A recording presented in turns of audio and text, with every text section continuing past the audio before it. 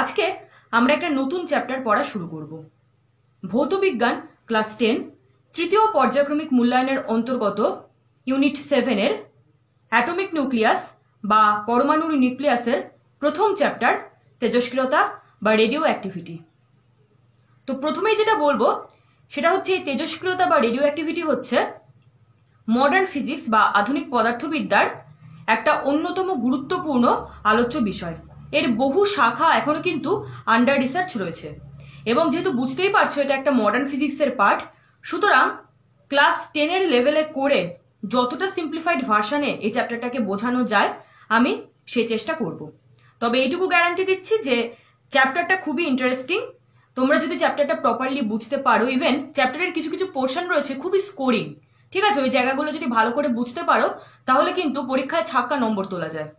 তো সেই কারণে চ্যাপ্টারটা আশা করি বুঝলে সেটা পড়লে তোমাদের ভালো লাগবে। তো এই যে তেজস্ক্রিয়তা বা রেডিও অ্যাক্টিভিটি নিয়ে আমি কথা বলছি, আমাদের দৈনন্দিন জীবনে কিন্তু প্রত্যক্ষ বা পরোক্ষভাবে এটা অনেক রকমভাবে কিন্তু জড়িত। যেমন ধরো আমাদের চিকিৎসা বিজ্ঞানে বা মেডিকেল সায়েন্সে যদি বলি, সেখানে বিভিন্ন ধরনের জটিল রোগের ট্রিটমেন্ট বা ওষুধপত্রে কিন্তু এই রেডিও অ্যাক্টিভিটি বা এখান থেকে আমি আরেকটা কনসেপ্টে আসবো পরে, এই একই কনসেপ্টকে কাজে লাগিয়ে তেজস্ক্রিয় মৌল বা রেডিও অ্যাক্টিভ এলিমেন্টস এদের কিন্তু একটা হিউজ লেভেলের কন্ট্রিবিউশন আছে। ধরো ক্যান্সার ওরিয়েন্টেড যে ট্রিটমেন্টগুলো সেখানে বা বিভিন্ন ধরনের টেস্ট করা হচ্ছে বা বিভিন্ন ধরনের মেডিসিন অ্যাপ্লাই করা হচ্ছে, ওই সমস্ত ক্ষেত্রে কিন্তু এই রেডিও অ্যাক্টিভিটি সেটা কিন্তু একটা মারাত্মক লেভেলের ভূমিকা পালন করছে। আবার ধরো এগ্রিকালচারাল সায়েন্স, কৃষি বিজ্ঞানে বিভিন্ন ধরনের শস্যের উৎপাদন ভালো করার জন্য বা শস্যের ফলনটাকে ভালো করার জন্য সেখানেও কিন্তু অনেক রেডিও অ্যাক্টিভ এলিমেন্ট দিয়ে তৈরি অনেক জিনিসপত্র কিন্তু ইউজ করা হচ্ছে। আবার বলা হয় যে মানব দেহ, আমাদের যেই দেহটা দেখছো সেটাও কিন্তু কিছুটা পরিমাণ হলেও কিন্তু তেজস্ক্রিয়তা শো করছে, অর্থাৎ রেডিও অ্যাক্টিভ হচ্ছে। আবার যদি একটা হিউজ নাম্বার অফ ব্যানানাস খাওয়া হয় তাহলে সেক্ষেত্রে কিন্তু তেজস্ক্রিয়তার একটা প্রভাব শরীরের উপরে পড়ে। তো এরকম অনেক রকম এক্সাম্পল আছে। আর একটা ভালো একটা এক্সাম্পল, ইন্টারেস্টিং একটা এক্সাম্পল বলছি, সেটা হচ্ছে আমাদের বিভিন্ন সফট টয়েস বা পুতুলের চোখ রাত্রিবেলা দেখবে অন্ধকারে জ্বলতে দেখা যায়। বা ধরো আমরা যে ঘর সাজাই, হ্যাঁ, সেই ঘর সাজানোর যে দেওয়াল সেখানে কিন্তু অনেক ধরনের স্টিকার আমরা লাগিয়ে রাখি, ঠিক আছে, রাত্রিবেলা যেগুলো একদম জল জল করে, দেখতেও ভালো লাগে খুব। আবার আমি যেগুলো বলছি, এই যে ছবিগুলো, এই যে জল জল করছে যেগুলো বলছি, সেগুলো কিন্তু স্ক্রিনের নিচে দেখানো হচ্ছে, তোমরা তার সঙ্গে সঙ্গে একটু দেখতে থাকো, তোমাদের ভালো লাগবে। কারণ প্রত্যেকটা চ্যাপ্টারের মতো এই চ্যাপ্টারের শুরুটাও আমি একটুখানি গল্পের ছলেই করতে চাইছি। প্রথমেই একদম মারাত্মক লেভেলের কোনো বোধমূলক প্রশ্ন বা ম্যাথমেটিক্যাল ডেরিভেশনস বা নিউমেরিক্যাল প্রবলেমস নিয়ে আমি আসছি না, কিন্তু আমি চাইছি এই চ্যাপ্টারটা সম্বন্ধে কিছুটা পরিমাণ হলেও তোমাদের মধ্যে একটা আইডিয়া গ্রো করুক এই ভূমিকা থেকেই, সেই কারণে। তো দেখো নিচে ছবিগুলো দেখা যাচ্ছে। আবার অন্ধকারে সময় দেখার সুবিধার জন্য কিন্তু আমাদের রিস্ট ওয়াচের ডায়ালটা অনেক সময় দেখবে জল জল করছে, বা ওয়াল ক্লকও হতে পারে, ঠিক আছে, দেখো ছবিতে দেখানো আছে। তাতে কি হচ্ছে, অন্ধকারে আমরা খুব সহজেই যেগুলো খালি চোখে দেখতে পারতাম না, এই যে জল জল করছে বলে কিন্তু জিনিসটা আমি দেখতে পারছি। তো এইটার জন্য মেন যার কন্ট্রিবিউশন সেটা হচ্ছে একটা রেডিও অ্যাক্টিভ এলিমেন্ট বা তেজস্ক্রিয় মৌল, সেটার নাম হচ্ছে রেডিয়াম। আমি রেডিয়াম সম্বন্ধে একটু পরবর্তীকালে কথা বলবো। তো এখন এটুকু খালি জানো যে রেডিয়ামের জন্য কিন্তু এই জিনিসগুলো সম্ভব হচ্ছে। সুতরাং বুঝতেই পারছো যে তেজস্ক্রিয়তা বা রেডিও অ্যাক্টিভিটি আমাদের জীবনের সঙ্গে কিন্তু ওতপ্রোতভাবে জড়িয়ে রয়েছে, সেটা ডিরেক্টলি হোক কিংবা ইনডিরেক্টলি হোক, কিন্তু জড়িত হচ্ছে। তো চ্যাপ্টারের নাম যেহেতু তেজস্ক্রিয়তা বা রেডিও অ্যাক্টিভিটি, সুতরাং ফার্স্ট মনে এই প্রশ্নটাই আসবে, তাহলে এই যে এতক্ষণ ধরে যে তেজস্ক্রিয়তা, তেজস্ক্রিয় মৌল এই সমস্ত কিছু বলে গেলাম, তো জিনিসটা কি বেসিক্যালি? তার জন্য বলবো যে এই তেজস্ক্রিয়তাকে দুটো পার্টে ভাগ করা হয়। একটা হচ্ছে প্রাকৃতিক বা স্বাভাবিক তেজস্ক্রিয়তা, যেটাকে বলা হচ্ছে in English natural radio activity. আমি কিন্তু প্রত্যেকবারের মতো এইবারেও প্রত্যেকটা বাংলা টার্মের ইংলিশ যে টার্মগুলো সেগুলো কিন্তু মেনশন করব। আরেকটা যে ভাগ সেটা হচ্ছে কৃত্রিম তেজস্ক্রিয়তা বা আর্টিফিশিয়াল বা ইনডিউসড রেডিও অ্যাক্টিভিটি। এখন এই যে তেজস্ক্রিয়তা, বারবার বলছি চ্যাপ্টারটার নাম হচ্ছে তেজস্ক্রিয়তা বা রেডিও অ্যাক্টিভিটি, এটা কোন জিনিসটা? এটা হচ্ছে প্রথম যে ভাগটা বললাম প্রাকৃতিক বা স্বাভাবিক তেজস্ক্রিয়তা বা ন্যাচারাল রেডিও অ্যাক্টিভিটি, সেটাকেই কিন্তু অনেক সময় শুধু তেজস্ক্রিয়তা বা রেডিও অ্যাক্টিভিটি কিন্তু বলা হয়। তো এখন দেখে নিই যে এগুলো অ্যাকচুয়ালি কি। প্রাকৃতিক তেজস্ক্রিয়তা বলতে আমরা কি বুঝি বা কৃত্রিম তেজস্ক্রিয়তা বলতে আমরা কি বুঝি সেটা এবার একটুখানি আলোচনা করে নেওয়া যাক। দেখো, প্রাকৃতিক তেজস্ক্রিয়তা বা স্বাভাবিক তেজস্ক্রিয়তা নামটা শুনেই বুঝতে পারছো যে যেটা ন্যাচারালি ঘটছে, অর্থাৎ যে বিশেষ ধর্মের প্রভাবে কোনো একটা ভারী মৌলের পরমাণু নিউক্লিয়াস, এখানে পয়েন্ট টু বি নোটেড, ভারী মৌল কথাটা কিন্তু ইম্পর্টেন্ট, ঠিক আছে? কোনো একটা ভারী মৌলের পরমাণুর নিউক্লিয়াস, সেটা মৌল অবস্থাতেই হোক না কেন বা যৌগ অবস্থাতেই হোক না কেন, কি করছে না কতগুলো বাহ্যিক শর্ত, যেরকম ধরো চাপ, উষ্ণতা, তড়িৎ ক্ষেত্র, চৌম্বক ক্ষেত্র ইত্যাদি, এই সমস্ত বাহ্যিক শর্তকে উপেক্ষা করে বা এদেরকে নিরপেক্ষ রেখে অবিরাম এবং স্বতঃস্ফূর্তভাবে এক ধরনের অদৃশ্য রশ্মি, যেটাকে তেজস্ক্রিয় রশ্মি বলা হয়, সেটা বিকিরণ করছে এবং তার ফলে ওই যে ভারী মৌলের পরমাণুর নিউক্লিয়াস তার একটা স্বতঃস্ফূর্ত গঠনগত চেঞ্জ হচ্ছে, চেঞ্জ হয়ে সেটা অপেক্ষাকৃত একটা হালকা মৌল, ঠিক আছে? আমি শুরুতে নিয়েছিলাম ভারী মৌলের পরমাণুর নিউক্লিয়াস, এখন এই ঘটনাটা ঘটার ফলে দেখা যাচ্ছে যে সেটা অপেক্ষাকৃত একটা হালকা মৌলের পরমাণুর নিউক্লিয়াসে রূপান্তরিত হচ্ছে, ঠিক আছে? তো এই যে বিশেষ ধর্মটা বললাম সেটাই হচ্ছে ওই মৌলের, মানে ওই ভারী মৌলের প্রাকৃতিক বা স্বাভাবিক তেজস্ক্রিয়তা বা শুধু তেজস্ক্রিয়তা, ন্যাচারাল রেডিও অ্যাক্টিভিটি বা রেডিও অ্যাক্টিভিটিও বলা হয়। ভাইরাস কৃত্রিম তেজস্ক্রিয়তা, যেটা আর্টিফিশিয়াল বা ইনডিউসড রেডিও অ্যাক্টিভিটি, তোমরা নামটা শুনে বুঝতে পারছো যে এখানে যে তেজস্ক্রিয়তাটা অ্যাপিয়ার করছে সেটা কিন্তু আর্টিফিশিয়ালি ঘটানো হচ্ছে, যে কারণে এটাকে কৃত্রিম তেজস্ক্রিয়তা বলা হচ্ছে। এক্ষেত্রে কি হচ্ছে না, অপেক্ষাকৃত হালকা মৌলের পরমাণু নিউক্লিয়াস সেক্ষেত্রে প্রথমেই কনসিডার করা হচ্ছে। আগেরটার ক্ষেত্রে মানে প্রাকৃতিক তেজস্ক্রিয়তার ক্ষেত্রে কি ছিল না, প্রথমেই আমরা একটা ভারী মৌলের পরমাণু নিউক্লিয়াস নিয়ে ওখান থেকে একটা হালকা মৌলের পরমাণু নিউক্লিয়াস রূপান্তরিত হয়েছিল বা উৎপন্ন হয়েছিল। এক্ষেত্রে কিন্তু শুরুতেই অপেক্ষাকৃত একটা হালকা মৌলের পরমাণুর নিউক্লিয়াস নেওয়া হচ্ছে এবং তার সঙ্গে সংঘাত ঘটানো হচ্ছে উচ্চ শক্তি সম্পন্ন নিউট্রন কণা, প্রোটন কণা অথবা আলফা রশ্মি বা আলফা কণা। এই যে আলফা কণা বা আলফা রশ্মি বললাম, আলফা রশ্মি বেসিক্যালি আলফা কণার স্রোত, এবং আলফা কণা এই মোমেন্টে জেনে রাখো সেটা হচ্ছে একটা হিলিয়াম পরমাণু নিউক্লিয়াস বা আলফা রশ্মিকে হিলিয়াম আয়ন He2+ এর ইকুইভ্যালেন্ট বলা হয়। আমি আলফা নিয়ে পরে আসছি, তো তার আগে আমি কৃত্রিম তেজস্ক্রিয়তাটা একটু ডিফাইন করে নিই। তো উচ্চ শক্তি সম্পন্ন এই কণাগুলো দ্বারা ওই অপেক্ষাকৃত হালকা মৌলের পরমাণু নিউক্লিয়াসকে কিন্তু আঘাত করা হচ্ছে, অর্থাৎ এক্ষেত্রে কিন্তু একটা সংঘাত হচ্ছে। এই সংঘাতের ফলে কি হচ্ছে যে ওই অপেক্ষাকৃত হালকা মৌলের পরমাণু নিউক্লিয়াস সেটা তেজস্ক্রিয়তা ধর্ম শো করছে। তো এইভাবে যে তেজস্ক্রিয়তাটা উদ্ভব হলো ওই তুলনামূলকভাবে হালকা মৌলের পরমাণুর নিউক্লিয়াসের ক্ষেত্রে, সেটাই হচ্ছে কৃত্রিম তেজস্ক্রিয়তা বা আর্টিফিশিয়াল রেডিও অ্যাক্টিভিটি।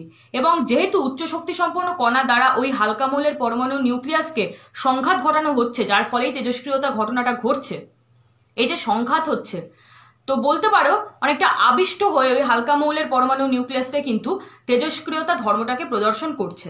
তো এই কারণে এটার নাম দেওয়া হয়েছে ইনডিউসড রেডিও অ্যাক্টিভিটি, অর্থাৎ কৃত্রিম তেজস্ক্রিয়তাকে ইন ইংলিশ আর্টিফিশিয়াল রেডিও অ্যাক্টিভিটিও বলা হয়, আবার অনেক সময় ইনডিউসড রেডিও অ্যাক্টিভিটি এটাও কিন্তু বলা হয়ে থাকে।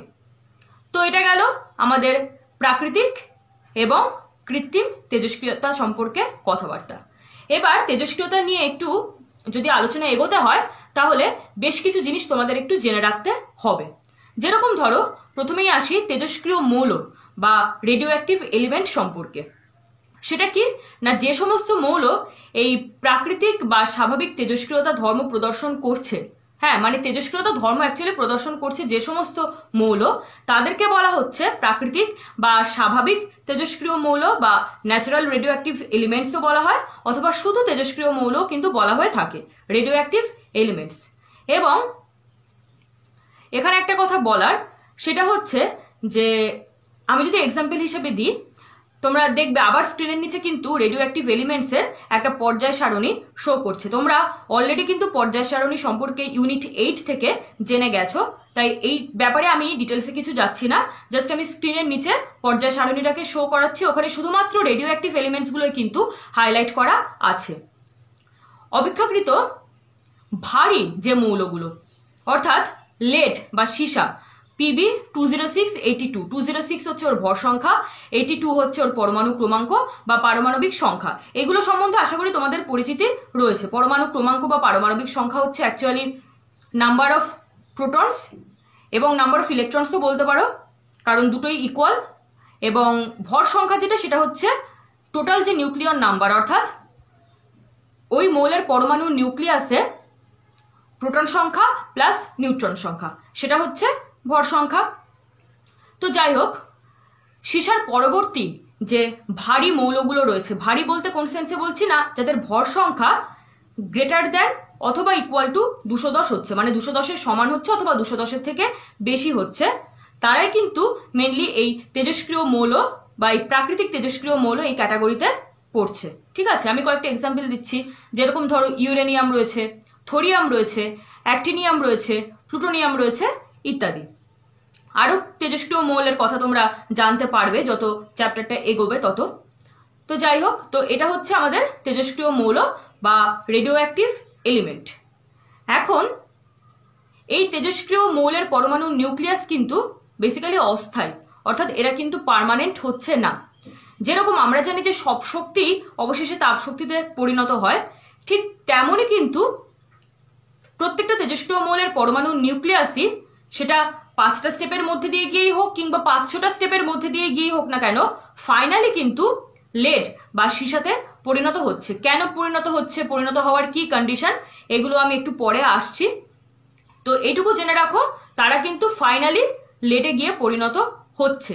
সুতরাং ওই তেজস্ক্রিয় মৌলের পরমাণুর নিউক্লিয়াসের গঠনগত পরিবর্তন তো হচ্ছে, এবং সেই কারণেই বলা হচ্ছে যে ওই পরমাণু নিউক্লিয়াসটা কিন্তু অস্থায়ী হচ্ছে। এবং এই যে নিউক্লিয়াসের স্থায়িত্ব, সেটাও কিন্তু ডিপেন্ড করে কিছু কন্ডিশনের উপরে, এবং সেই কন্ডিশনগুলো কিন্তু মৌল টু মৌল ভ্যারি করে। তো আমি সেগুলো একটু পরে আসবো, তোমাদের শুধু এইটুকু ইনফরমেশন এখন তেজস্ক্রিয় মৌল সম্পর্কে দিয়ে রাখলাম।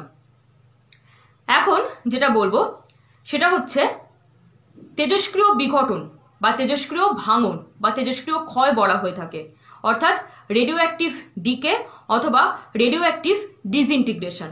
তো বুঝতেই পারছো, এই যে বিঘটন বা ভাঙন বা এই যে ইংলিশ টার্ম আমি ইউজ করলাম ডিকে বা ডিসইন্টিগ্রেশন, অর্থাৎ কি হচ্ছে না, একটা মৌলের পরমাণু নিউক্লিয়াস ভাঙছে।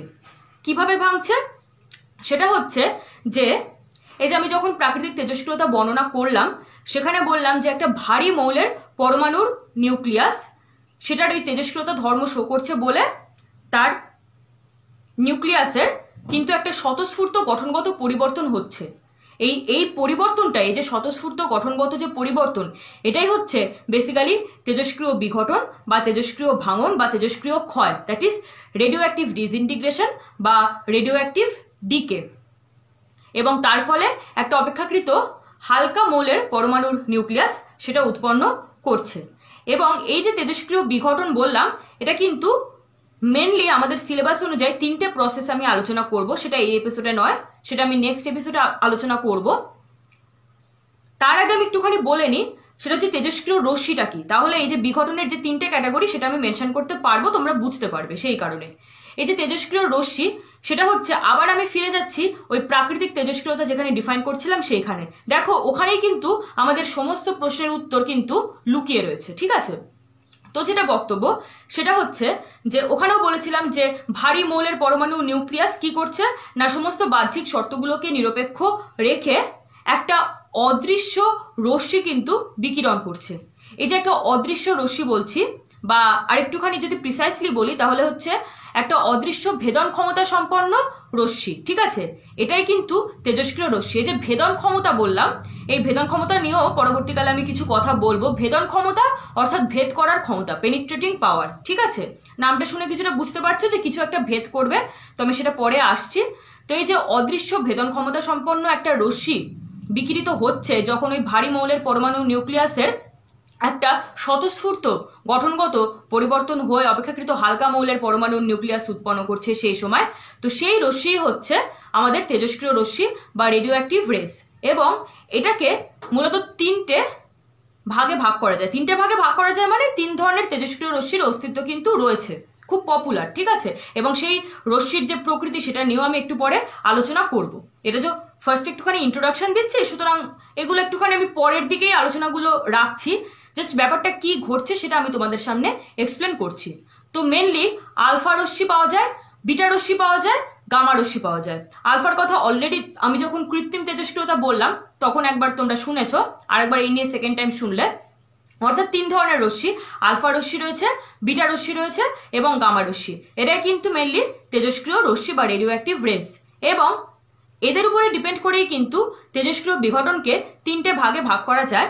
একটা হচ্ছে আলফা বিঘটন বা আলফা ক্ষয়, একটা হচ্ছে বিটা বিঘটন বা বিটা ক্ষয়, আর একটা হচ্ছে গামা বিঘটন বা গামা ক্ষয়। এই 3টে প্রসেস সম্পর্কে আমরা নেক্সট এপিসোডে আলোচনা করব। তো যাই হোক, তাহলে আলফা বিটা গামা রশ্মি বা তাদের বিঘটন এই সমস্ত কিছু তোমাদের অবগত হলো।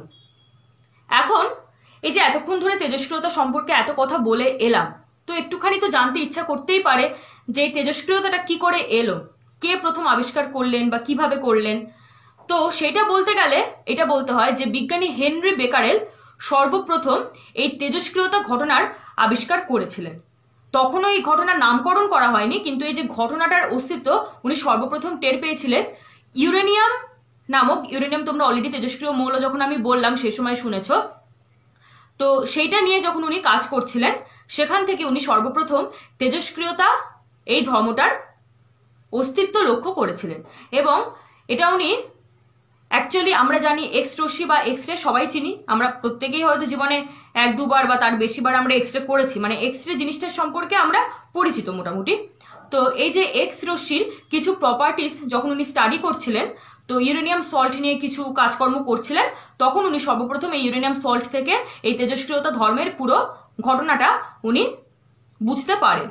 তখনও নামকরণ করা হয়নি, এবং সেই কারণে সর্বপ্রথম যেহেতু হেনরি বেকারেল, বিজ্ঞানী হেনরি বেকারেল সর্বপ্রথম যেহেতু এই তেজস্ক্রিয়তা ঘটনাটা উদ্ভাবন করেছিলেন, সেই কারণে ওনার নামানুসারে কিন্তু এই যে ইউরেনিয়াম থেকে যে তেজস্ক্রিয় রশ্মিটা বিকিরিত হচ্ছে ওটাকে অনেক সময় ইউরেনিয়াম রশ্মি তো বটে, অনেক সময় সেটাকে বেকারেল রশ্মিও কিন্তু বলা হয়, মানে বিজ্ঞানী বেকারেলের নামানুসারে সেক্ষেত্রে কিন্তু বেকারেল রশ্মিও বলা হয়। আবার তোমরা দেখতে পাবে পরবর্তী পর্যায়ে যে তেজস্ক্রিয়তার যে একক রয়েছে সেটাতে যে এসআই ইউনিট বা আন্তর্জাতিক একক, সেটাও কিন্তু ওনার নামানুসারেই কিন্তু হয়েছে। সুতরাং ওনার একটা হিউজ কন্ট্রিবিউশন, মানে মডার্ন ফিজিক্সের একটা দরজা খুলে দিয়েছিল ওনার এই আবিষ্কারের জন্য। এবং পরবর্তীকালে ওনারই পিএইচডির একজন স্টুডেন্ট, তোমরা নাম শুনে থাকবে, মেরি কুরি, উনি সর্বপ্রথম এই ঘটনার নামকরণ করেন রেডিও অ্যাক্টিভিটি, ঠিক আছে। এবং পরবর্তীকালে তোমরা সবাই জানো যে মেরি কুরি এবং পিয়ের কুরি, হাজব্যান্ড ওয়াইফ, দুজন মিলে কিন্তু 2বার নোবেল প্রাইজ পেয়েছিলেন। একবার এই যে রেডিয়েশন সম্পর্কে বা বিকিরণ, তেজস্ক্রিয় বিকিরণ নিয়ে ওনারা কাজকর্ম করেছিলেন বলে ফিজিক্সে ওনারা একবার নোবেল প্রাইজ পেয়েছিলেন যেরকম, ঠিক তেমনই ওনারা কিন্তু কেমিস্ট্রিতেও নোবেল প্রাইজ পেয়েছিলেন রেডিয়াম, পোলোনিয়াম, থোরিয়াম, এই সমস্ত তেজস্ক্রিয় মৌল আবিষ্কার করবার জন্য। তো এই হলো মোটামুটি আমাদের তেজস্ক্রিয়তার একটা ভূমিকা। এরপরে আমি যেটাতে আসবো সেটা হচ্ছে তেজস্ক্রিয় বিঘটনের বৈশিষ্ট্য সম্বন্ধে, ঠিক আছে। আমি ওটা একটু পয়েন্ট ওয়াইজ লিখে রেখেছি, আমি প্রত্যেকটা পয়েন্ট আলোচনা করছি এবং তোমাদের পয়েন্টগুলো আমি স্ক্রিনে দেখাচ্ছি, ঠিক আছে। এবং এই যে তেজস্ক্রিয় বিঘটন নিয়ে কথাবার্তা বললাম, মোটামুটি পয়েন্টগুলো তোমরা চেনা পয়েন্টই পাবে, মানে অলরেডি আমি যেহেতু ভার্বালি সেগুলো বলে দিয়েছি। তো দেখে নেওয়া যাক সেটা। দেখো অলরেডি কিন্তু আমি এতক্ষণ ধরে যা যা বললাম সেগুলো এখানে আমি একটুখানি পয়েন্ট ওয়াইজ লিখে রেখেছিলাম, যেরকম তেজস্ক্রিয়তা বা রেডিও অ্যাক্টিভিটি সম্বন্ধে আমি অলরেডি বলে নিয়েছি। তারপর তার যে দুটো ভাগ, স্বাভাবিক বা প্রাকৃতিক তেজস্ক্রিয়তা এবং কৃত্রিম তেজস্ক্রিয়তা সম্বন্ধে, সেটাও আমি বলে দিয়েছি। তারপরে আমি আলোচনা করলাম তেজস্ক্রিয় মৌল অর্থাৎ রেডিও অ্যাক্টিভ এলিমেন্ট সম্পর্কে। তারপরে তেজস্ক্রিয় বিঘটন বা ভাঙন বা তেজস্ক্রিয় ক্ষয় সম্পর্কে আলোচনা করলাম। এবং দেখো তেজস্ক্রিয় রশ্মি সম্পর্কেও কিন্তু আমি আলোচনা করলাম। এখানে দেখো একটা পয়েন্ট আমি লিখে রেখেছি যে ব্র্যাকেটের মধ্যে আলফা গামা।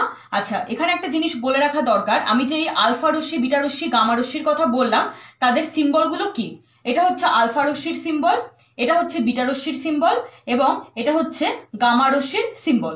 এটাও তাই, এটাও গামা রশ্মির সিম্বল। আমি কেন এভাবে লিখে রেখেছি, কারণ যখন তেজস্ক্রিয় রশ্মি বিকিরিত হচ্ছে বা যখন নির্গত হচ্ছে তেজস্ক্রিয়তা ধর্মের জন্য, তখন কিন্তু তারা পেয়ার ওয়াইজ নির্গত হচ্ছে, অর্থাৎ তারা আলফা গামা হিসাবে বেরোচ্ছে অথবা বিটা গামা হিসাবে বেরোচ্ছে। গামা অ্যাকচুয়ালি একটা তড়িৎচুম্বকীয় তরঙ্গ, সেটা আমি একটু পরে আলোচনা করব আলফা বিটা গামার বিভিন্ন ধর্ম সম্পর্কে।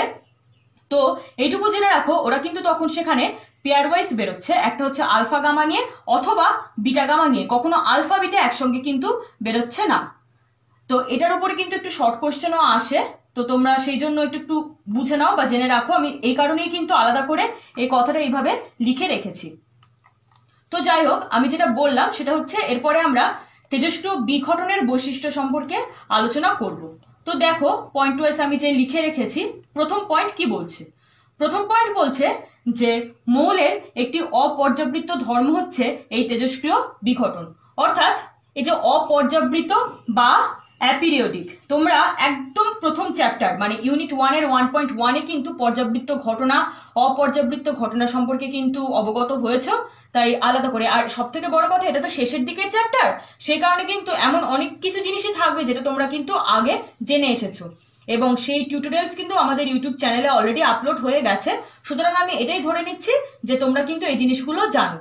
তো এইটুকু খালি জেনে রাখো, অপর্যাবৃত্ত বা অ্যাপিরিয়ডিক মানে যেটার মধ্যে পিরিয়ডিসিটি নেই, অর্থাৎ একটা রেগুলার ইন্টারভ্যালে এটা কিন্তু সংঘটিত হচ্ছে না, তাই এটাকে বলা হচ্ছে এটা একটা মৌলের অপর্যাবৃত্ত ধর্ম। সেকেন্ড যে পয়েন্ট সেটা বলছে সব তেজস্ক্রিয় পদার্থ থেকে ভেদন ক্ষমতা সম্পন্ন অদৃশ্য রশ্মি নির্গত হয়, যারা সহজেই কাগজ, পাতলা বা পুরু ধাতব পাত ভেদ করে যেতে পারে। মানে অ্যাকচুয়ালি এই যে অদৃশ্য রশ্মিটা বলা, সেটাই হচ্ছে তেজস্ক্রিয় রশ্মি, যেটা আমি বললাম তেজস্ক্রিয় রশ্মি সম্পর্কে। এবং সেখানে আমি এটাও বললাম, ভেদন ক্ষমতা নিয়ে কথা বললাম, পেনিট্রেটিং পাওয়ার বা ভেদ করার ক্ষমতা। এবারে আলফা রশ্মির ভেদন ক্ষমতা একরকম, বিটা রশ্মির ভেদন ক্ষমতা একরকম, গামা রশ্মির ভেদন ক্ষমতা একরকম। আমি সেই কম্পারিজন গুলোতে পরে আসছি। শুধু ওরা কাগজ অথবা পাতলা বা পুরু ধাতব পাতকে কিন্তু ভেদ করে যেতে পারে, এদের কিছু সার্টেন থিকনেস রয়েছে, সেগুলো সম্বন্ধে আমি পরে আলোচনা করব। থার্ড যে পয়েন্ট সেটা হচ্ছে স্বাভাবিক, স্বতঃস্ফূর্ত, অবিরাম এবং বাহ্যিক প্রভাব মুক্ত। অবশ্যই যখন প্রাকৃতিক তেজস্ক্রিয়তা আমি ডিফাইন করলাম তখন কিন্তু যখন আমি প্রাকৃতিক তেজস্ক্রিয়তাটা ডিফাইন করলাম তখন কিন্তু আমি অলরেডি এটা মেনশন করেছি যে প্রথম কথা, তেজস্ক্রিয়তা একটা স্বতঃস্ফূর্ত বা অবিরাম একটা ঘটনা, সেটা তো বুঝতেই পেরেছো।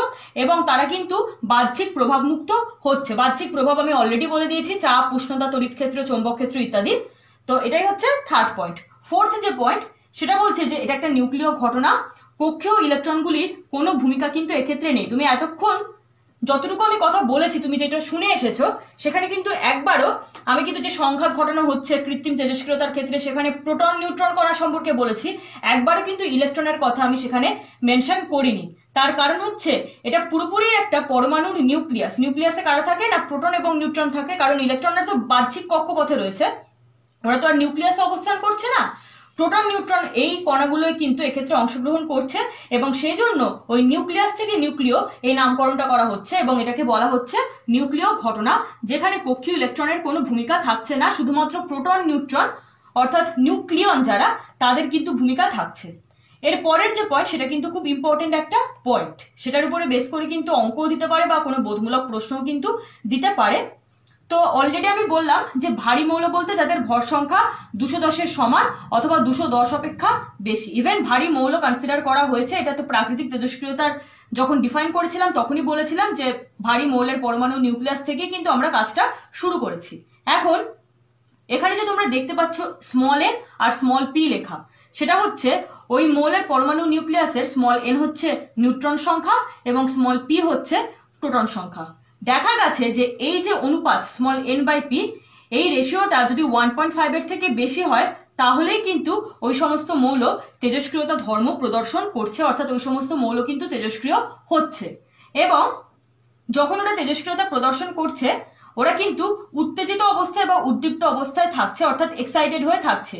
এবং প্রত্যেকেরই একটা টেন্ডেন্সি থাকে যে গ্রাউন্ড স্টেটে বা ভৌম স্তরে বা স্টেবল স্টেটে ফিরে আসার, এবং তার যে চেষ্টা ওরা করছে, মানে উত্তেজিত অবস্থা থেকে যে স্বাভাবিক অবস্থায় ওরা ফিরে আসতে চাইছে, তার জন্য যে চেষ্টা, সেটাই কিন্তু বেসিক্যালি এই তেজস্ক্রিয়তা বা রেডিও অ্যাক্টিভিটির কারণ।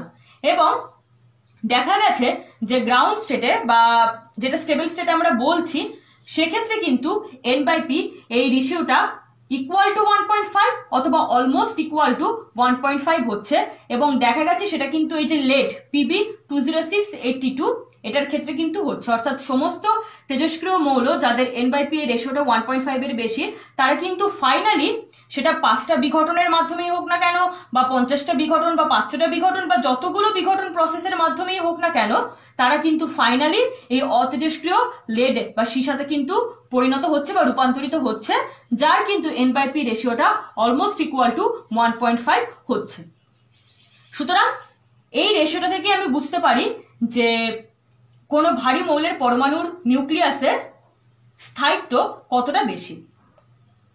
এরপরে যে 6th পয়েন্ট সেটা বলছে যে তেজস্ক্রিয় মৌল যৌগ উৎপন্ন করলেও তেজস্ক্রিয়তা অপরিবর্তিত থাকে। ধরো তেজস্ক্রিয় মৌলটা আমি বলছি রেডিয়াম, রেডিয়ামের সিম্বল হচ্ছে ক্যাপিটাল আর স্মল এ, রেডিয়াম। অলরেডি রেডিয়ামের নাম তোমরা শুনেছ। এবং ধরো ও একটা যৌগ উৎপন্ন করলো সে RaCl2 বা রেডিয়াম ক্লোরাইড। তো দেখা গেছে রেডিয়ামেরও যা তেজস্ক্রিয়তার পরিমাণ হচ্ছে, রেডিয়াম ক্লোরাইডেরও কিন্তু তেজস্ক্রিয়তার পরিমাণ কিন্তু সেক্ষেত্রে কোনো পরিবর্তন ঘটছে না, অপরিবর্তিত থাকছে। অর্থাৎ তেজস্ক্রিয়তা তো মৌলের একটা ইন্ট্রিনসিক প্রপার্টি, তো সেটা কখনোই যদি মৌল থেকে যৌগতেও যায় বা কোনো যৌগ উৎপন্ন করে তাহলে কিন্তু কোনো পরিবর্তন সেক্ষেত্রে হবে না। তো এই হলো আমাদের তেজস্ক্রিয় বিঘটনের বৈশিষ্ট্য। এবারে আমরা যে জিনিসটা নিয়ে আলোচনা করব সেটা হচ্ছে তেজস্ক্রিয় বিকিরণের প্রকৃতি আমরা নির্ধারণ করব, এবং কিভাবে নির্ধারণ করব সেটা একটা পরীক্ষার মাধ্যমে নির্ধারণ করব। এবং এই পরীক্ষাটা সর্বপ্রথম বিজ্ঞানী রাদারফোর্ড এবং তার সহযোগীরা মিলে করেছিলেন বলে ওনার নামানুসারে এই পরীক্ষাটার নামকরণ করা হয়েছে রাদারফোর্ডের পরীক্ষা। তো চলো প্রশ্নটা আগে দেখে নেওয়া যাক। বলছে প্রমাণ করো তেজস্ক্রিয় বিকিরণ প্রকৃতপক্ষে ধনাত্মক ঋণাত্মক তড়িৎযুক্ত কণা ও নিস্তড়িত রশ্মির দ্বারা গঠিত। এবং আমি এখানে ব্র্যাকেটে এই পরীক্ষাটা, যে পরীক্ষাটার মাধ্যমে তেজস্ক্রিয় বিকিরণের প্রকৃতি নির্ধারণ করা সম্ভব হয়েছিল, সেই পরীক্ষাটার নাম আমি লিখে রেখেছি রাদারফোর্ডের পরীক্ষা, যেটা এইমাত্র আমি বললাম। এবং এখান থেকে একটা সিমিলার কনসেপ্ট নিয়ে একটা প্রশ্ন দিতে পারে পরীক্ষায়, সে কারণে আমি অনুরূপ হিসেবে লিখে রেখেছি এটাকে। সেটা হচ্ছে তেজস্ক্রিয় পদার্থ থেকে নির্গত রশ্মিগুলি তড়িৎ ক্ষেত্রে কি রূপে ক্রিয়া করে। তো আমি একটা ডায়াগ্রামের মাধ্যমে এই জিনিসটাকে আলোচনা করব। আমরা তো অলরেডি তেজস্ক্রিয় রশ্মি, আলফা রশ্মি, বিটা রশ্মি এবং গামা রশ্মি, 3 ধরনের তেজস্ক্রিয় রশ্মির কথা জানলাম। তো এরা বিকিরণ হচ্ছে, এদের বিকিরণ ঘটছে, তেজস্ক্রিয় বিকিরণ যেটাকে বলা হচ্ছে, এবং এদের কিন্তু 3 জনের প্রকৃতি 3 রকমের। তো সেটাই এই পরীক্ষার মাধ্যমে সর্বপ্রথম বুঝতে পারা গিয়েছিল। তো যাই হোক, দেখো কি করা হচ্ছে, এটা পুরোটা কিন্তু একটা ভ্যাকুয়াম চেম্বার বা বায়ুশূন্য প্রকোষ্ঠ নেওয়া হচ্ছে, তার মধ্যে পরীক্ষাটা কিন্তু করা হচ্ছে। তো তার জন্য একটা সীসার ব্লক বা সীসার পাত্র রাখা রয়েছে, যার সামনে একটা খুব সূক্ষ্ম একটা ছিদ্র রয়েছে, এবং এই সীসার ব্লক বা সীসার পাত্রের মধ্যে দেখো রেডিও অ্যাক্টিভ সাবস্টেন্স, সে কিছু পরিমাণ তেজস্ক্রিয় মৌলের নমুনা, সে রেডিয়ামই রাখা রয়েছে। ঠিক আছে, এবারে কি হবে, এবারে যখন তেজস্ক্রিয় বিকিরণটা ঘটছে বেশিরভাগই কিন্তু এই সীসার ব্লকে বা সীসার পাত্রে বাধাপ্রাপ্ত হয়ে শোধিত হয়ে যাচ্ছে, এবং এই সূক্ষ্ম ছিদ্রের মধ্যে দিয়ে যতটুকু বিকিরণ বেরোচ্ছে দেখা যাচ্ছে ওই বিকিরণ 3টে ডিফারেন্ট অভিমুখে কিন্তু বিশ্লিষ্ট হয়ে যাচ্ছে। তার কারণ কি? তার কারণ হচ্ছে ওদের গতিপথের সঙ্গে বা ওদের গতিপথের যে অভিমুখ তার সঙ্গে কিন্তু লম্বভাবে বাহ্যিকভাবে একটা তড়িৎ ক্ষেত্র বা চৌম্বক ক্ষেত্র কিন্তু প্রয়োগ করা হয়েছে। ওদের গতিপথের অভিমুখের লম্বভাবে বাহ্যিক তড়িৎ ক্ষেত্র বা চৌম্বক ক্ষেত্রের প্রয়োগের ফলে কিন্তু দেখা যাচ্ছে যে ওদের গতিপথ 3টে ডিফারেন্ট ডিরেকশনে কিন্তু বিশ্লিষ্ট হয়ে গেছে। এবং সামনে এখানে একটা ফটোগ্রাফিক প্লেট রাখা রয়েছে, কারণ হচ্ছে যখন এই বিকিরণটা ঘটবে ওরা যখন যাবে অ্যান্ড ফাইনালি ফটোগ্রাফিক প্লেটে গিয়ে যখন সেই বিকিরণের একটা ছাপ সুস্পষ্টভাবে পাওয়া যাবে, এবং সেখান থেকে কিন্তু যে ক ধরনের বিকিরণের অস্তিত্ব আমরা পেলাম সেটা বুঝতে পারবো। সেই কারণে এখানে একটা ফটোগ্রাফিক প্লেট রেখে দেওয়া রয়েছে, এবং ওদের গতিপথটা এইভাবে যাচ্ছে, দুটো সাইডে ইলেকট্রিক্যালি চার্জড মেটালিক প্লেটস রাখা রয়েছে, মানে ধাতব প্লেট রাখা রয়েছে। তাদের মধ্যে দেখো এখানে প্লাস সাইন দেওয়া, অর্থাৎ এরা হচ্ছে পজিটিভ চার্জড এই ধাতব প্লেটটা, এবং এটা হচ্ছে নেগেটিভ চার্জড, সুতরাং সেই জন্য এখানে মাইনাস সাইন দেওয়া হচ্ছে।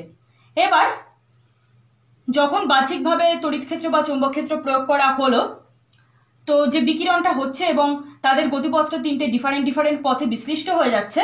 তো দেখো, একটা বিকিরণ একদম সোজা, মানে এই যে সীসার যে ব্লক বা পাত্র তার সূক্ষ্ম ছিদ্র বরাবর একদম সোজা পথে যাচ্ছে, গিয়ে একদম সেই বরাবর এই ফটোগ্রাফিক প্লেটের উপরে একটা ছাপ তৈরি করছে।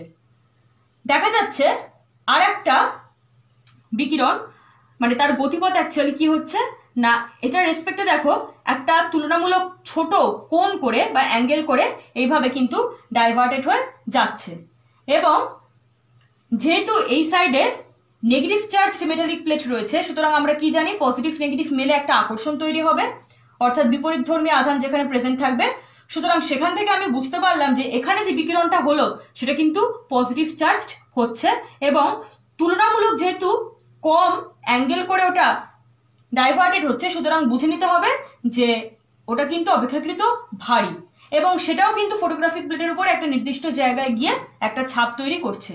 এবং আর একটা বিকিরণ দেখা যাচ্ছে কি, এইদিকে তো পজিটিভ চার্জ মেটালিক প্লেটটা রয়েছে, সেই দিকেই কিন্তু ডাইভার্টেড হচ্ছে অপেক্ষাকৃত বেশি অ্যাঙ্গেল তৈরি করে, অর্থাৎ যেহেতু এটা পজিটিভলি চার্জ, সুতরাং এটাকে তাহলে নেগেটিভলি চার্জ হতে হবে, সেজন্যই অ্যাট্রাক্টেড হচ্ছে। এবং যেহেতু অপেক্ষাকৃত বেশি অ্যাঙ্গেল করে ওটা ডাইভার্টেড হচ্ছে, সেই কারণে ওটা কিন্তু অপেক্ষাকৃত হালকা, এবং সেটাও কিন্তু ফটোগ্রাফিক প্লেটের উপরে একটা ছাপ তৈরি করছে। অর্থাৎ দেখা যাচ্ছে যে সীসার ব্লকের একদম সোজাসুজি এই ছিদ্রের, এই সূক্ষ্ম ছিদ্রের একদম সোজাসুজি একটা ছাপ ফটোগ্রাফিক প্লেটের উপরে তৈরি হচ্ছে, এবং সেই ছাপের দুটো বিপরীত দিকে দুটো ডিফারেন্ট ডিস্টেন্সে কিন্তু আরো দুটো ছাপ পাওয়া যাচ্ছে, অর্থাৎ টোটাল তিনটে ছাপ পেলাম।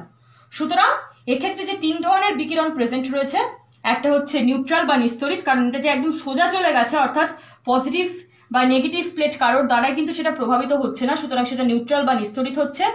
যেটা এই সাইডে বেঁকলো, মানে যেদিকে নেগেটিভলি চার্জড মেটালিক প্লেটটা রয়েছে, সেটা হচ্ছে পজিটিভ চার্জড একটা বিকিরণ, এবং এই দিকে মানে যেদিকে পজিটিভ চার্জ মেটালিক প্লেট রয়েছে সেই দিকে যে বিকিরণটা বেঁকেছে সেটা হচ্ছে নেগেটিভ চার্জড। এবং দেখা গেছে যে এই যে পজিটিভ চার্জড যে বিকিরণটা হচ্ছে তার কিন্তু ভর অনেক বেশি হচ্ছে এই নেগেটিভলি চার্জড যে বিকিরণ হচ্ছে তার তুলনায়। মানে ভর মানে কার কথা বলছি না, এই যে রশ্মি বেরোচ্ছে, এই রশ্মিগুলো তো অনেকগুলো কণারই একটা স্রোতের সমষ্টি, তো সেই কণাগুলোর ভর বলা হচ্ছে আর কি। তো যাই হোক, সুতরাং এখান থেকে নামকরণ করা হলো যে এটাকে বলা হচ্ছে আলফা রশ্মি বা আলফা রে। আচ্ছা, মানে যেটা হচ্ছে পজিটিভ চার্জড, যেটা হচ্ছে নেগেটিভ চার্জ সেটা হচ্ছে বিটা রশ্মি বা বিটা রে, এবং যেটা নিস্তড়িত বা নিউট্রাল সেটাকে বলা হচ্ছে গামা রশ্মি বা গামা রে। অর্থাৎ এই রাদারফোর্ডের পরীক্ষার মাধ্যমে কিন্তু তিন ধরনের বিকিরণের প্রকৃতি সম্বন্ধে তো জানছি, এবং তিন ধরনের যে বিকিরণ পাওয়া যাচ্ছে আলফা বিটা গামা, সেই সম্বন্ধেও কিন্তু একটা সুস্পষ্ট ধারণা তৈরি হচ্ছে ফটোগ্রাফিক প্লেটের উপরে তৈরি হওয়া এই ছাপগুলোর মাধ্যমে। সুতরাং এখান থেকে আমি যে অনুরূপ প্রশ্ন বললাম সেটাও একইভাবে এক্সপ্লেন করা যাবে যে তেজস্ক্রিয় পদার্থ থেকে নির্গত রশ্মিগুলি, মানে নির্গত রশ্মি বলতে আলফা বিটা গামা, তড়িৎ ক্ষেত্রে কিরূপে ক্রিয়া করে। মানে আমি যে পরীক্ষাটা বললাম সেটা বাহ্যিক চৌম্বক ক্ষেত্র বা তড়িৎ ক্ষেত্রের প্রভাবে, মানে চৌম্বক ক্ষেত্রের ক্ষেত্রেও যা ঘটনা ঘটবে তড়িৎ ক্ষেত্রের ক্ষেত্রেও কিন্তু সেই একই ঘটনা ঘটবে। সুতরাং এই প্রশ্নের উত্তর দিতে হলে কিন্তু বেসিক্যালি তোমাদের এই রাদারফোর্ডের পরীক্ষা যেটা সেটাই কিন্তু বর্ণনা করতে হবে। তো বুঝতেই পারছো খুব সিম্পল একটা পরীক্ষা, কিন্তু খুব একটা ভাইটাল ইনফরমেশন কিন্তু এই পরীক্ষাটা থেকে পাওয়া যাচ্ছে। তো এবারে আমরা আলফা বিটা গামা রশ্মি সম্বন্ধে অবগত হলাম, তাদের বিকিরণের প্রকৃতি সম্পর্কে জানতে পারলাম, ইভেন আলফা বিটা এবং গামা রশ্মিকে কি কি সিম্বল ইউজ করে লেখা হয়, অ্যাকচুয়ালি এরা হচ্ছে গ্রিক লেটার্স, তো সেটাও আমরা জানতে পারলাম। এবারে যেটা করব সেটা হচ্ছে এই আলফা বিটা গামা রশ্মির মধ্যে বিভিন্ন ধর্মের তুলনা করব। এটা কিন্তু খুবই ইম্পর্টেন্ট এই বেসিসে যে শর্ট কোশ্চেন যে কোনো ফরম্যাটে আসতে পারে, জ্ঞানমূলক প্রশ্ন তো আসতেই পারে, বোধমূলক প্রশ্নের ক্ষেত্রেও কিন্তু কাজে লাগাতে হতে পারে। ধরো আমি ভেদন ক্ষমতা তোমাদের একটা চেনা টার্ম আমি ইউজ করেছি এর আগেও, সেই কারণে ওটা দিয়েই বলছি, যে বলে দিল যে আলফা বিটা গামা রশ্মিকে ওদের ভেদন ক্ষমতার ঊর্ধ্ব ক্রমানুসারে সাজাও, বা অধ ক্রমানুসারে বা নিম্ন ক্রমানুসারে সাজাও, মানে অ্যাসেন্ডিং বা ডিসেন্ডিং অর্ডারে সাজাতে বলছে। এরকম অনেক কিছু প্রপার্টিস রয়েছে।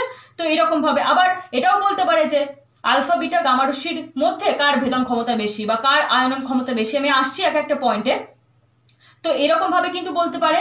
আবার কিছু কনসেপচুয়াল কোয়েশ্চেন হিসেবেও যেরকম আসতে পারে, ধরো আমি এখানে প্রশ্নটা বলছি, প্রথমটা তো ডিরেক্ট প্রশ্ন যে প্রদত্ত বিষয়গুলির ভিত্তিতে বিষয়গুলি কি কি গিভেন সেটা আমি আসছি একটু পরে, ভিত্তিতে আলফা বিটা গামা রশ্মির তুলনা করো এটা, অথবা সিমিলার কনসেপ্টকে কাজে লাগিয়ে কিন্তু এটা বলা যেতে পারে যে আলফা ও বিটা রশ্মির মধ্যে বিটা রশ্মির ভেদন ক্ষমতা বেশি কেন। পরীক্ষায় এরকম ভাবেই আসতে পারে, আলফা বিটা রশ্মির মধ্যে কার ভেদন ক্ষমতা অপেক্ষাকৃত বেশি হচ্ছে এবং কেন হচ্ছে, এটাও বলতে হতে পারে। সুতরাং এই যাবতীয় সমস্ত প্রশ্নের উত্তর কিন্তু আমি এখানে একটা চার্ট করে রেখেছি, তার মধ্যে দিয়ে তোমরা পাবে। আরেকটা জিনিস আমি বলে রাখি, যেখানে যেহেতু তুলনা জানতে চেয়েছে, তুলনামূলক আলোচনা মানে সেখানে কিছু সাদৃশ্য থাকবে, সেখানে কিছু বৈসাদৃশ্য থাকবে। তো বৈসাদৃশ্যটা আমি ফার্স্টে তুলে ধরছি, কারণ ওটাই বেশি সাদৃশ্যর তুলনায়। দেখো বৈসাদৃশ্যে কি বলছে, প্রথমে আলফা রশ্মির একটা কলাম রয়েছে, তারপর বিটা রশ্মির একটা কলাম রয়েছে, তারপরে গামা রশ্মির একটা কলাম রয়েছে, এবং এই সাইডে ওদের বিভিন্ন ধর্মকে কম্পেয়ার করা হচ্ছে, যে ধর্মগুলো সেই ধর্মগুলোর নাম লেখা রয়েছে। তো প্রথম যেটা দেখো ধর্ম যেটা, সেটা হচ্ছে প্রকৃতি। কি বলছে না আলফা রশ্মির ক্ষেত্রে সেটা বলছে যে 2 একক ধনাত্মক আধান বিশিষ্ট helium ion that is He2+ বা দ্রুতগামী আলফা কণার স্রোত হচ্ছে এই আলফা রশ্মি। আমি যখন শুরুতে মানে ওই কৃত্রিম তেজস্ক্রিয়তা যখন আমি ডিফাইন করছিলাম, সেখানে কিন্তু আমি এই যখন আলফা কণা কথাটা আমি মেনশন করেছিলাম, সেখানে কিন্তু বলে রেখেছিলাম যে ওটা কিন্তু হিলিয়াম আয়ন অথবা হিলিয়াম পরমাণু নিউক্লিয়াসও বলা যেতে পারে, মানে basically helium ion that is He2+, এবং এই আলফা রশ্মি হচ্ছে সেই আলফা কণার স্রোত, দ্রুতগামী আলফা কণার স্রোত। ঠিক আছে, whereas বিটা রশ্মি যেটা, সেটা হচ্ছে দ্রুতগামী ইলেকট্রন কণার স্রোত, অর্থাৎ বিটা কণাকে কিন্তু E0-1 এভাবেও কিন্তু লেখা যায়। অর্থাৎ ইলেকট্রনের সিম্বল তোমরা জানো E0-1, যদি সেখানে নিউট্রন থাকতো তাহলে সেখানে N হতো, উপরে থাকতো 1, নিচে থাকতো 0। আবার যদি প্রোটন হতো P, স্মল p, তাহলে উপরে এবং নিচে দুটো ক্ষেত্রেই কিন্তু 1 থাকতো। যাই হোক, বিটা রশ্মিকে তাহলে বলা হচ্ছে ইলেকট্রন কণার স্রোত, দ্রুতগামী ইলেকট্রন কণার স্রোত। এবং গামা রশ্মিকে কি বলা হচ্ছে না অতি ক্ষুদ্র তরঙ্গ দৈর্ঘ্য বিশিষ্ট, এবং তরঙ্গ দৈর্ঘ্যটা কতটা না 10⁻³ অ্যাংস্ট্রম ক্রমের। ঠিক আছে, ইউনিট 5 এর 5.5 মানে আলোক তরঙ্গ চ্যাপ্টার থেকে কিন্তু তোমরা এই তরঙ্গ দৈর্ঘ্য সম্পর্কে অবগত হয়েছো। এবং যে সেকেন্ড পয়েন্ট বলছে যে উচ্চ শক্তি সম্পন্ন তড়িৎ চুম্বকীয় তরঙ্গ, এই তড়িৎ চুম্বকীয় তরঙ্গ জিনিসটা কি সেটা সম্বন্ধেও কিন্তু তোমরা অলরেডি জেনে গেছো। এটা কিন্তু অনেকদিন আগে এই তড়িৎ চুম্বকীয় তরঙ্গ বা আলোক তরঙ্গ যে ইউনিট 5 এর 5.5 চ্যাপ্টারটা, এই ভিডিওটা কিন্তু আপলোডেড হয়ে গেছে আমাদের ইউটিউব চ্যানেলে। সুতরাং আশা করছি তোমরা এই জিনিসগুলো জানো। সো আমি রেডিও অ্যাক্টিভিটি পড়াতে গিয়ে এই জিনিসগুলো কিন্তু বারবার আলোচনা করে আমি অযথা চ্যাপ্টারটাকে ইলাবোরেট করছি না। আচ্ছা, সেকেন্ড যে পয়েন্ট সেটা হচ্ছে বা সেকেন্ড যে ধর্ম সেটা হচ্ছে আধান। ঠিক আছে, কি বলছে না আধান হচ্ছে আলফা রশ্মির ক্ষেত্রে দেখা গেছে সেটা প্রোটনের আধানের দ্বিগুণ হচ্ছে, অর্থাৎ প্রায় ভ্যালুটা বলে দিয়েছে 3.204 × 10⁻⁻19 কুলম্ব। ঠিক আছে, মানে আমি এই যে এগুলো একটা ইনফরমেশন আকারে এখানে দেখাচ্ছি, তো এটা তোমাদের বলতে পারে যে কার আধান বেশি হচ্ছে বা আধান কত হচ্ছে, মানে এই জিনিসগুলো কিন্তু শর্ট কোশ্চেন হিসেবে দিতে পারে। ঠিক আছে, ইলেকট্রনের আধানের সমান হচ্ছে বিটা কণার বা বিটা রশ্মির আধান, সেটা হচ্ছে 1.602 × 10⁻19 কুলম্ব। আচ্ছা, গামা রশ্মির ক্ষেত্রে কি হচ্ছে, অবভিয়াসলি তোমরা রাদারফোর্ডের পরীক্ষা থেকেও দেখেছো যে সেটা হচ্ছে নিস্তড়িত এবং তাই জন্য সেটা কিন্তু আধানহীন হচ্ছে। এর পরের যে ধর্ম সেটা হচ্ছে ভর। কি হচ্ছে, আলফা রশ্মির ক্ষেত্রে আসি, একটি প্রোটনের ভরের 4 গুণ হচ্ছে, অর্থাৎ 6.642 × 10⁻27 কেজি বা ইউনিফাইড অ্যাটমিক মাস ইউনিটে, সেটা সম্বন্ধেও আশা করি তোমরা জেনে গেছো অলরেডি, সেটা হচ্ছে 4.0015 ইউ। ঠিক আছে, whereas বিটা রশ্মির ক্ষেত্রে সেটা কিন্তু একটি ইলেকট্রনের ভরের সমান হচ্ছে, অর্থাৎ 9.1 × 10⁻31 কেজি হচ্ছে এসআইতে বা 0.000548 ইউ হচ্ছে। অর্থাৎ এখান থেকে তোমরা দেখতে পেলে বা বুঝতে পারলে যে আলফা রশ্মির ভর কিন্তু বিটা রশ্মির তুলনায় অনেক বেশি হচ্ছে, এবং গামা রশ্মি এটা কিন্তু ভরহীন হচ্ছে, অর্থাৎ দেখতে পাচ্ছ গামা রশ্মি আধানহীন হচ্ছে, ভরহীন হচ্ছে। এরপরের যে ধর্মটা সেটা হচ্ছে গতিবেগ। আলফা কণার বেগ সেটা কিন্তু আলোর বেগের প্রায় 10% হচ্ছে, অর্থাৎ আচ্ছা আমি অর্থাৎটা পরে বলছি, আমি তার আগে বলে নিই আলোর বেগ কত। যদি আমি এসআইতে দেখি 3 × 10⁸ মিটার/সেকেন্ড। ঠিক আছে, তার 10% হচ্ছে আলফা কণার বেগ। whereas বিটা রশ্মি বা বিটা কণার ক্ষেত্রে কি হচ্ছে, বিটা কণার বেগ আলোর বেগের 90%, অর্থাৎ প্রায় 2.7 × 10⁸ মিটার/সেকেন্ড হচ্ছে। অর্থাৎ বুঝতেই পারছো যে আলফা কণার তুলনায় বিটা কণার বেগ কিন্তু অনেক বেশি হচ্ছে। এবং গামার সব থেকে বেশি, গামা রশ্মির বেগ শূন্যস্থানে কিন্তু আলোর বেগের সমান, অর্থাৎ সেটা হচ্ছে 3 × 10⁸ মিটার পার সেকেন্ড। অর্থাৎ গামা রশ্মি তো আধানহীন হচ্ছে, ভরহীন হচ্ছে, এবং তার বেগ কিন্তু সব থেকে বেশি শূন্যস্থানে আলোর বেগের সমান হচ্ছে। যেহেতু ভর কম সেই কারণে, মানে ভরহীন অ্যাকচুয়ালি, সেই কারণে ওর বেগটাও কিন্তু সব থেকে বেশি। এরপরে আমি আসবো ভেদন ক্ষমতা সম্পর্কে বা পেনিট্রেটিং পাওয়ার, যেটা আমি এতক্ষণ ভেদন ক্ষমতা করে বলে এলাম, বা তেজস্ক্রিয় বিঘটনের যখন আমি বলছিলাম ওই সমস্ত পয়েন্টস বা বৈশিষ্ট্য, তখনও বললাম যে আলফা বিটা গামা রশ্মির ভেদন ক্ষমতা এক একজনের এক এক রকম, সেটা আমি পরে আসছি। তো এখন হচ্ছে সেই সময় এসে গেছে।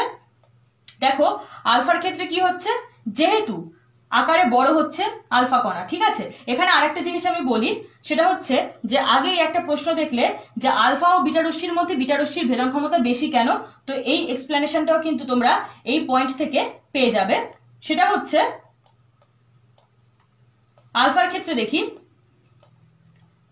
যে আলফা কণা যেহেতু আকারে বড় হচ্ছে, ওর গতিবেগ কম হচ্ছে, আমরা দেখলাম ওর ভরটাও বেশি হচ্ছে, এবং সেই কারণে কিন্তু ওর গতিবেগ যেটা সেটা কিন্তু কম হচ্ছে, আলোর বেগে প্রায় 10% হচ্ছে। ফলে এর ভেদন শক্তিও কিন্তু কম হচ্ছে। অর্থাৎ ভেদন শক্তি মানে কি, ভেদ করার ক্ষমতা। এবার যার বেগ যত বেশি হবে তত সে দ্রুত, ধরো এখানে একটা প্লেট রাখা রয়েছে, যত বেশি স্পিড নিয়ে ও আসতে পারবে তত তাড়াতাড়ি বা তত ইজিলি সেটা ভেদ করে বেরিয়ে যেতে পারবে। এবার যার গতিবেগ যত কম হচ্ছে তার এই পেনিট্রেট করার যে ক্ষমতা সেটাও অনেকটা কম হচ্ছে বা শক্তিটাও কম হচ্ছে। তো আলফা কণার ক্ষেত্রে এটাই হচ্ছে, এবং সেখানে একটা এস্টিমেট দেওয়া রয়েছে, বলছে যে 0.01 মিলিমিটার পুরু অ্যালুমিনিয়াম পাত ব্যবহার করে এই রশ্মি আটকানো যায়। অর্থাৎ 0.01 মিলিমিটার পুরু অ্যালুমিনিয়াম পাত, ঠিক আছে, মানে খুবই কম কিন্তু ওই অ্যালুমিনিয়াম পাতের থিকনেস, মানে পাতলা একটা অ্যালুমিনিয়াম পাত, এবং 0.01 মিলিমিটারের চেয়ে কম হলে সেটা কিন্তু ভেদ করে যাবে। 0.01 মিলিমিটারই কিন্তু ওর একদম এক্সট্রিম, মানে ওটা দিয়ে কিন্তু ওই আলফা কণা বা আলফা রশ্মিকে কিন্তু আটকে দেওয়া যাবে। আলফা রশ্মি মানে আমি বারবার বলছি আলফা কণা আলফা রশ্মি, বেসিক্যালি দ্রুতগামী আলফা কণার স্রোতই হচ্ছে আলফা রশ্মি। তো যাই হোক, এবারে বিটা রশ্মির ক্ষেত্রে দেখা যাক। এর ভর নগণ্য, মানে আলফার তুলনায় তো সেটা কম হচ্ছে, কিন্তু গতিবেগ কি হচ্ছে, আলোর বেগের প্রায় 90% হচ্ছে, সুতরাং গতিবেগ বেশি হচ্ছে, এবং তার ফলে দেখা গেছে যে এর ভেদন শক্তি কিন্তু আলফা কণার তুলনায় প্রায় 100 গুণ বেশি। আলফা কণার তুলনায় প্রায় 100 গুণ বেশি হচ্ছে তার ভেদন শক্তি বা ভেদন ক্ষমতা। এবং এখানে যে এস্টিমেটটা দেখানো হচ্ছে সেটা হচ্ছে 1 সেন্টিমিটার পুরু অ্যালুমিনিয়াম পাত দিয়ে এই রশ্মি আটকানো যায়। ওখানে কি ছিল, আলফা কণার ক্ষেত্রে ছিল বা আলফা রশ্মির ক্ষেত্রে ছিল সেটা 0.01 মিলিমিটার পুরু মিলিমিটারে ছিল, এবং এটা দেখো 1 সেন্টিমিটার পুরু, ঠিক আছে, অর্থাৎ অনেকটাই বেশি হচ্ছে, প্রায় 100 গুণ বেশি হচ্ছে। whereas গামা রশ্মির গতিবেগ কিন্তু শূন্যস্থানে আলোর বেগের সমান, সুতরাং বুঝতে পারছো এর ভেদন ক্ষমতা কিন্তু সব থেকে বেশি হচ্ছে। আধানহীন এবং বেগ শূন্যস্থানে আলোর বেগের সমান বলে ভেদন ক্ষমতাও খুব বেশি, যা আলফা কণার তুলনায় দেখা গেছে প্রায় 10,000 গুণ। কতটা ভাবো, 10,000 গুণ বেশি হচ্ছে।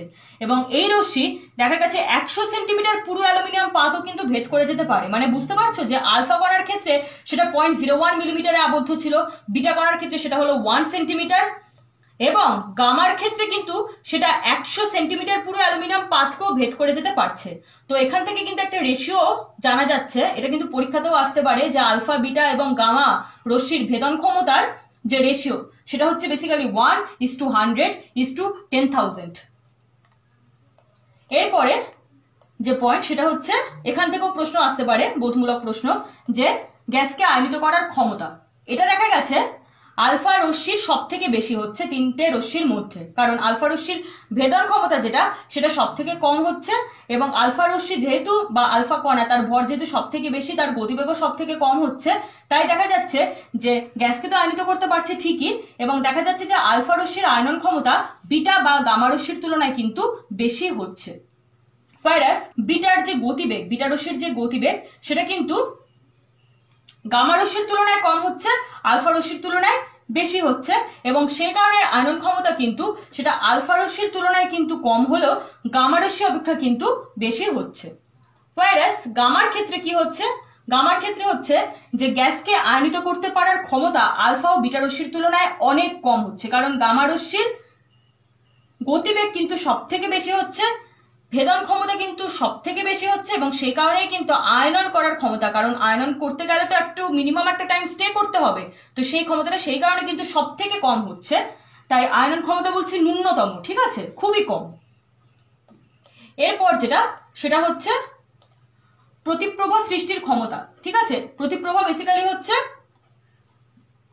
এই যে ফটোগ্রাফিক প্লেটে যে ছাপ রেখে যাচ্ছে বলছি না, ওটাই হচ্ছে বেসিক্যালি প্রতিপ্রভা। ঠিক আছে, এখানে একটা পার্টিকুলার প্রলেপ কনসিডার করা হচ্ছে, সেটা হচ্ছে জিঙ্ক সালফাইড ও বেরিয়াম প্ল্যাটিনোসায়ানাইড প্রলেপ। তার উপরে দেখা গেছে আলফা রশ্মি তীব্র প্রতিপ্রভা সৃষ্টি করছে, বিটা রশ্মির ক্ষেত্রে দেখা গেছে সেটা মৃদু প্রতিপ্রভা সৃষ্টি করছে, এবং গামা রশ্মির ক্ষেত্রে সেটা দেখা গেছে যে আরো মৃদু আর কি, মানে আলফা বিটার তুলনায় সব থেকে কম আর কি, তো ওদের তুলনায় আরো মৃদু প্রতিপ্রভার কিন্তু সৃষ্টি করছে। এরপর যে পয়েন্ট সেটা তোমরা অলরেডি জানো রাদারফোর্ডের পরীক্ষা থেকে, বলছে তড়িৎ ক্ষেত্র এবং চৌম্বক ক্ষেত্রের প্রভাব। ঠিক আছে, এটা কি না আলফা রশ্মির ক্ষেত্রে দেখো দুই প্রকার ক্ষেত্র দ্বারাই বিক্ষিপ্ত হয়, বিক্ষেপের পরিমাণ ও প্রকৃতি থেকে আলফা কণার আধানের প্রকৃতি নির্ণয় করা হয়। বিটা রশ্মির ক্ষেত্রে কি হচ্ছে, তড়িৎ বা চৌম্বক ক্ষেত্রে এর গতিপথ আলফা রশ্মির বিপরীতে অনেক বেশি বাঁকে, যা নির্দেশ করে এর আধান ঋণাত্মক। এবং গামা রশ্মির ক্ষেত্রে সেটা কি হচ্ছে, কোনো ক্ষেত্র দ্বারাই বিক্ষিপ্ত হয় না, যা প্রমাণ করে এর প্রকৃতি নিস্তরিত। এই পুরো পয়েন্টটা কিন্তু তোমরা রাদারফোর্ডের পরীক্ষা থেকে জানতে পেরে গেছো। তো এই হচ্ছে আলফা বিটা এবং গামা রশ্মির মধ্যে বৈসাদৃশ্য, বিভিন্ন পয়েন্ট ওয়াইজ সেটা দেখানো হয়েছে। এরপরে যদি সাদৃশ্যে আসি, সাদৃশ্য খুবই কম, সেটা হচ্ছে প্রত্যেকেই ফটোগ্রাফিক প্লেটকে নষ্ট করছে, অর্থাৎ বিকিরণের ক্ষমতাটা এতটাই বেশি যে প্রত্যেকেই কিন্তু ফটোগ্রাফিক প্লেটকে নষ্ট করছে। শুধু তাই নয়, প্রত্যেকেই কিন্তু জীবকোষকে ধ্বংস এবং জীবদেহে ক্ষত সৃষ্টি করছে। সেই কারণে দেখবে যারা রেডিও অ্যাক্টিভিটি বা তেজস্ক্রিয়তা নিয়ে রিসার্চ করছে বা নিউক্লিয়ার পাওয়ার প্ল্যান্টে যেখানে কাজকর্ম হচ্ছে, মানে সেখানে কিন্তু একটা বিশাল লেভেলের একটা আলাদা প্রিকশন নিয়ে কিন্তু কাজকর্ম করা হয়। তাতেও যে ক্যান্সার হওয়ার প্রবণতা থাকে না সেরকম বলা যায় না, কিন্তু যাই হোক প্রবাবিলিটিটা কমছে। কিন্তু আগেকার দিনে তো আর এত প্রিকশন বেরোয়নি, সে কারণে কিন্তু এই যে মেরি কুরির কথা বললাম, উনি কিন্তু ক্যান্সার হয়েই অ্যাকচুয়ালি মারা গেছিলেন। এবং ওনার যে ডায়েরিটা রয়েছে, মানে যেখানে উনি সমস্ত নোট করে রাখতেন এই রেডিও অ্যাক্টিভিটি সংক্রান্ত পয়েন্টস, সেই ডায়েরিটা এতটা পরিমাণে রেডিও অ্যাক্টিভ যে ওটাকে কিন্তু একটা আলাদা করে একটা জায়গায় রেখে দেওয়া হয়েছে, ওটাকে কিন্তু কাউকে ধরতে দেওয়া তো হয় না, ইভেন ওটা যেখানে আছে সেই চত্বরের আশেপাশেও কিন্তু যেতে দেওয়া হয় না, মানে এতটাই রেডিও অ্যাক্টিভ এবং এতটাই ওটা এখনো পর্যন্ত তেজস্ক্রিয় বিকিরণ করে চলেছে। তো যাই হোক, এটা একটা ক্ষতিকর সাইট রেডিও অ্যাক্টিভিটির, সবকিছুরই তো একটা ভালো মন্দ থাকে, এটা একটা মন্দ দিক। তো যাই হোক, এরপরে যেটা আসবো সেটা হচ্ছে যে জনক এবং দুহিতা কেন্দ্রক কি জিনিস। জনক বা মাতৃকেন্দ্রকও বলা হয়, যেটাকে ইন ইংলিশ বলা হচ্ছে প্যারেন্ট নিউক্লিয়াস, এবং দুহিতা কেন্দ্রককে ইন ইংলিশ বলা হচ্ছে ডটার নিউক্লিয়াস। আমি একটা এক্সাম্পল দিয়ে দেখিয়েছি, মানে ব্যাপারটা হচ্ছে আমি আবার সেই প্রাকৃতিক তেজস্ক্রিয়তাতেই চলে যাই। সেখানে আমি যেটা বলেছিলাম যে একটা ভারী মৌলের পরমাণু নিউক্লিয়াস ফার্স্টেই আমরা কনসিডার করেছিলাম, এবং তারপরে বিভিন্ন শর্তাবলী উপেক্ষা টুপেক্ষা করে তেজস্ক্রিয়তা ধর্মশেষ শো করছে এবং অপেক্ষাকৃত হালকা মৌলের পরমাণু নিউক্লিয়াস উৎপন্ন করছিল তার ওই ভারী মৌলের পরমাণু নিউক্লিয়াসের একটা স্বতঃস্ফূর্ত গঠনগত পরিবর্তনের মধ্য দিয়ে। তো এই যে ভারী মৌলের পরমাণু যেটা প্রথমে কনসিডার করা হচ্ছে, সেই ভারী মৌলের পরমাণু নিউক্লিয়াস, সেটাকে অ্যাকচুয়ালি বলা হচ্ছে জনক বা মাতৃকেন্দ্রক। জনক কেন্দ্রক বা মাতৃকেন্দ্রক। নিউক্লিয়াসকে কেন্দ্রকও বলা হয় কারণ পরমাণুর একটা কেন্দ্রে ওই নিউক্লিয়াসটা রয়েছে। ঠিক আছে, জায়গা কম কিন্তু ডেনসিটি ওর মধ্যে প্রচন্ড বেশি, মানে নিউক্লিয়ান তারা কিন্তু প্রচন্ড টাইটলি সেখানে বাউন্ড হয়ে রয়েছে, তো সেই কারণে ওটা একটা কেন্দ্রক। এবং জনক বা মাতৃ কেন নাম দেওয়া হচ্ছে না, ওখান থেকে কিন্তু সৃষ্টি হচ্ছে বা উৎপন্ন হচ্ছে অপেক্ষাকৃত হালকা মৌলের পরমাণু নিউক্লিয়াস। সে কারণে প্রথমের ওই ভারী মৌলের পরমাণু নিউক্লিয়াস সেটা হচ্ছে জনক নিউক্লিয়াস বা জনক কেন্দ্রক বা মাতৃকেন্দ্রক। এবং তারপরে ওই জনক নিউক্লিয়াসের যে গঠনগত পরিবর্তন স্বতঃস্ফূর্তভাবে হচ্ছে, তার ফলে যে অপেক্ষাকৃত হালকা মৌলের পরমাণু নিউক্লিয়াসটা তৈরি হলো, সেটাকে বলা হচ্ছে দুহিতা কেন্দ্রক বা ডটার নিউক্লিয়াস, বা দুহিতা কেন্দ্রককে অনেক সময় কিন্তু অপত্য নিউক্লিয়াসও বলা হয়ে থাকে। তো আমি একটা ইকুয়েশনের মাধ্যমে এটাকে দেখিয়েছি। ইকুয়েশনটা কিন্তু খুব ইম্পর্টেন্ট একটা ইকুয়েশন। কিসের ইকুয়েশন সেটা তোমরা নেক্সট এপিসোডে বুঝতে পারবে। তো এখানে যেটা বলার সেটা হচ্ছে, ইকুয়েশনটা দেখো যে এখানে এই যে এক্স, এটা হচ্ছে সেই ভারী মৌলের পরমাণু নিউক্লিয়াস যার ভর সংখ্যা ক্যাপিটাল এ এবং পরমাণু ক্রমাঙ্ক হচ্ছে জেড। ঠিক আছে, এবং সেখান থেকে ওয়াই এই নিউক্লিয়াসটা উৎপন্ন হলো, এটা তুলনামূলক হালকা মৌলের পরমাণু নিউক্লিয়াস কারণ এক্ষেত্রে দেখো ভর সংখ্যা কিন্তু 4 একক কমে গিয়ে a-4 দাঁড়িয়েছে এবং পরমাণু ক্রমাঙ্ক 2 একক কমে গিয়ে সেটা কিন্তু z-2 এবং তার সঙ্গে একটা হিলিয়াম 42 মানে একটা আলফা কণা বেরোচ্ছে। ঠিক আছে, সেটা আমি পরে আসছি। আমার এই ইকুয়েশনটা দেখানোর মূল উদ্দেশ্য হচ্ছে এখানে আইডেন্টিফাই করার জন্য যে কোনটা জনক বা মাতৃকেন্দ্রক, জনক নিউক্লিয়াস বা মাতৃকেন্দ্রক, এবং কোনটা দুইটা কেন্দ্রক বা অপত্য নিউক্লিয়াস। সেটা হচ্ছে এই যে এক্স যেটা, সেটা হচ্ছে বেসিক্যালি জনক কেন্দ্রক বা জনক নিউক্লিয়াস বা মাতৃকেন্দ্রক, কারণ এখান থেকে সৃষ্টিটা হচ্ছে, এটা হচ্ছে সেই ভারী মৌলের পরমাণু নিউক্লিয়াস, এবং সৃষ্টি হওয়ার পরে যে ওয়াই আমি অপেক্ষাকৃত হালকা মৌলের পরমাণু নিউক্লিয়াস পেলাম, এটাই হচ্ছে বেসিক্যালি দুইটা কেন্দ্রক বা ডটার নিউক্লিয়াস বা অপত্য নিউক্লিয়াস। এরপরে যেটা আলোচনা করব, দুটো পয়েন্ট আলোচনা করছি, সেটা হচ্ছে একটা হচ্ছে তেজস্ক্রিয় শ্রেণী বা রেডিও অ্যাক্টিভ সিরিজ বলতে কি বুঝি আমরা, আর একটা হচ্ছে প্রাকৃতিক তেজস্ক্রিয় সমস্থানিক বা শুধু তেজস্ক্রিয় সমস্থানিকও বলা হয়, অর্থাৎ ন্যাচারাল রেডিও অ্যাক্টিভ আইসোটোপ বা রেডিও অ্যাক্টিভ আইসোটোপ। এই দুটো জিনিস কি সেটা আমরা একটুখানি বুঝে নিই।